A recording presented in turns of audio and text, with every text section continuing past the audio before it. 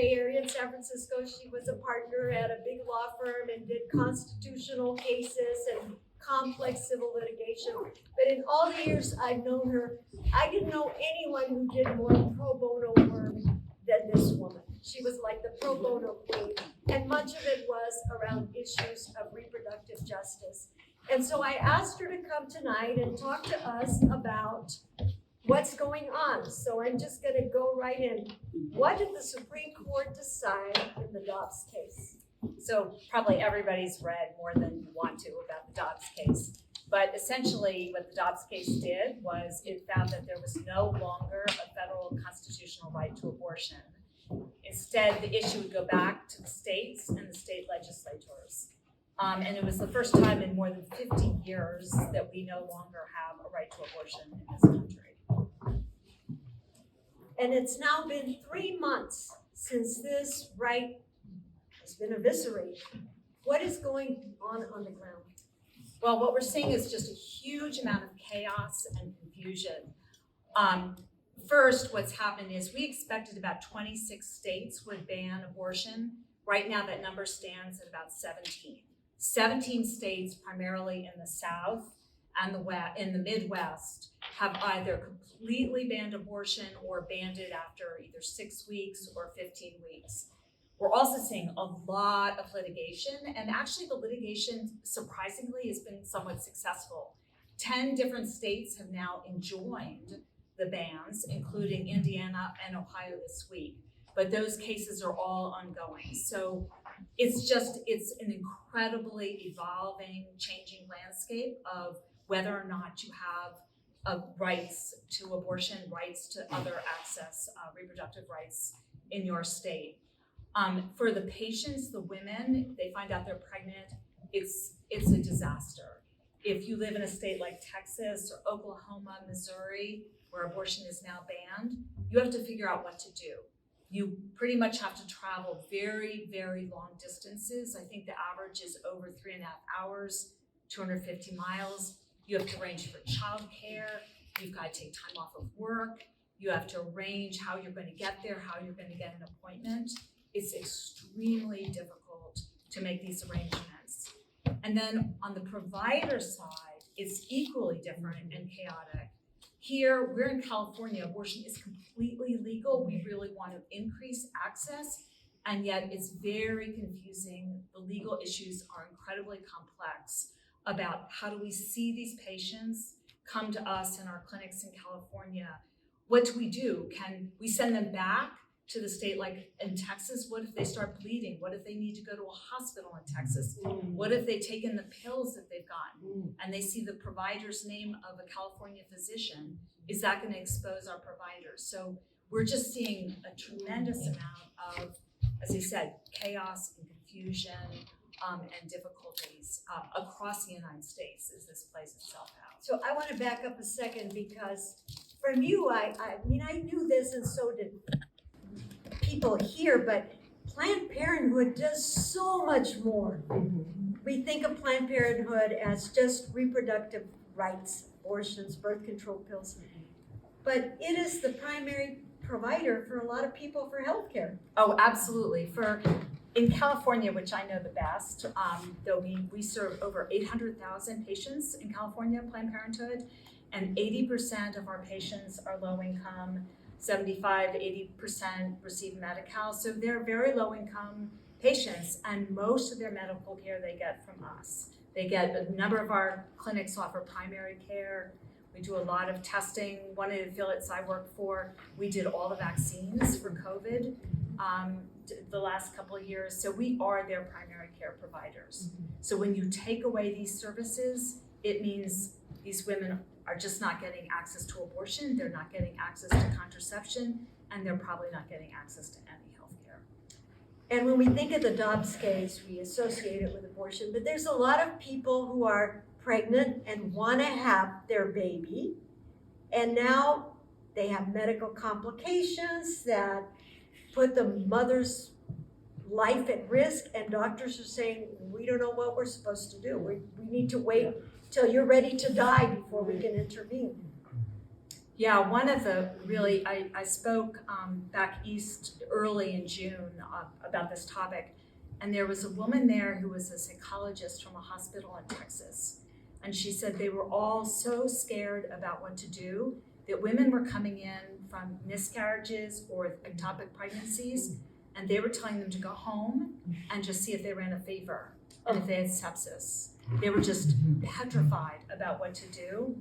And then, as you all probably read, HHS Becerra, he wrote a letter to all the providers, and he said this federal statute called EMTALA governs, it preempts state law, and if a patient comes into your hospital and has a medical emergency, you're required by law to treat them. And so we thought, oh, okay, so now these women can go into their hospitals, and then the state of Texas sued. And the state of Texas has taken the position that no, state law governs, and we're not going to pay attention to EMTALA.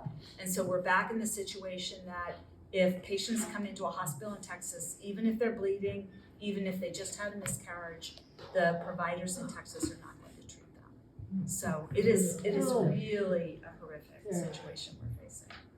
Well, I have to name drop here, because you mentioned Javier Becerra. He was a law clerk when I was a young lawyer at MALDEF. So it's so wonderful to see these folks moving on to these responsible positions. He served in Congress many years. Well, people often ask, what can I do, right? I'm just like an ordinary person.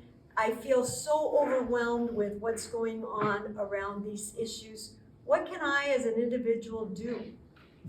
Well, the first and foremost is to vote. California, we have Proposition 1 on the ballot in November, which will make it a constitutional right to have an abortion and access to contraception in California. Now, it already is a constitutional right under our case law, but having it as part of our Constitution will really send a message across the United States. So it's really, really important to come out and vote for that proposition and tell your friends and family to do that. And I also think it's really important, if you're so inclined, to get involved in races outside of California, because these laws, these bans are coming from state legislatures. And 80% of the American population thinks that abortion should be legal in all or some circumstances. So the legislatures, which are banning abortion, I think are way out of whack with the American people. So it's just incredibly important to register and vote. But besides that, I always have this mantra. I say educate, advocate, and donate. Educate friends and family about access to abortion, access to contraceptive care. If you happen to have had an abortion, which 1 out of 4 women have, share your story. We've really stigmatized abortion the last few decades, and we need to be more open about it. Then on advocate, there's a lot of legislative work we can do, both proactive in a state like California or Massachusetts or New York, where we can make access more available. We can get budgets that will improve access. And if you're in a state which has banned abortion, you can do legislative work as well and try to roll back those bans. And then finally, donate. We all have clinics where we live, so it's really important to donate to those clinics who are seeing a lot of patients who can't afford care. They all have charity care, and particularly for women coming from out of state, most of the clinics are going to pay for their care. So it's good to donate. It's also important to donate to abortion funds. California, we have a wonderful organization called Access, and they will help patients from other states and patients within California find a clinic, get them transportation, housing, do a lot of counseling. So it's really important. And then there's a myriad of these funds around the US that are working in all these different states, really sort of connecting the dots, taking a patient from southern Texas and helping transport them to New Mexico or Arizona or wherever they need to go. So I think that's a really important thing that we can all do.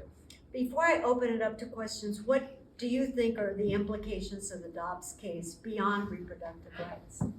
Well, unfortunately, what Dobbs did, in the majority opinion with Justice Alioto, they not only did away with the right to abortion, which is founded on the right of privacy, but they implied that there may no longer be a constitutional right of privacy. And so our right of contraception is grounded on that, our right of interracial marriage, the right of gay intimate relationships, right of gay marriage, all of those are grounded on the right of privacy. And indeed, Justice Thomas, in a really chilling decision, which everybody should read, he implies that he would just do away with substantive due process and all of those rights, and basically invites future cases to do that. So it's not just abortion at stake, it's all these other rights that most of us, I think, here in the Bay Area believe very firmly in. Thank you. Questions? It's really hard to see. Yeah. Can you tell me a little bit more about what's going on with various Planned Parenthood clinics? Are they closing down because of the Dobbs decision, and all the myriad services that they're providing? Has there been an effect in terms of closing down Planned Parenthood clinics? I see you, Doris. Irma and I both worked with Doris years ago. So for Planned Parenthood, we are trying very, very hard to keep our clinics open. We have clinics in all we have clinics in 49 states, but we serve all 50 states. And we, as Irma said, we do a lot of contraceptive care, STI testing and treatment, all sorts of different cancer testing, primary care, and we are working very, very hard to keep those clinics open regardless of whether or not they're able to offer abortion. In California, as I mentioned, we serve about 800,000 patients, and this year we've worked really hard legislatively. So we are expanding access. We're building new clinics near the Arizona border in particular. Almost all of the affiliates around the state have added appointments for both surgical and medication abortion, and then our regular care. So we're really trying to make ourselves available for patients who are coming here from out of state. Yes. So if Prop 1 passes, which seems like a good thing, does that set it up for a potential lawsuit that would work its way to the Supreme Court so they would have a chance to rule on it and take the rights away further? Well, it's a California constitutional right. Already, as I mentioned, the California Supreme Court has said that abortion is a constitutional right here because we have the right of privacy is actually an explicit right in our Constitution, unlike the federal Constitution where there is no mention of privacy. So it's very unlikely that that would be undone here. The biggest issue is if, heaven forbid, in November we had a Republican Senate and a Republican Congress, and they were to pass a federal ban on abortion, which has been discussed, that would actually trump state laws. Truly frightening. What else would you like to share with our audience? I can't see my time. Okay, it's 9:04. Any final thoughts? No, I just, as I mentioned, urge everybody to educate themselves on this issue and vote and become active politically. I think it's all at this point that we can do. This issue's now back in the states. I think long term, it's going to swing back. The pendulum will swing back, but it's going to take a long time to do that. Thank you so much.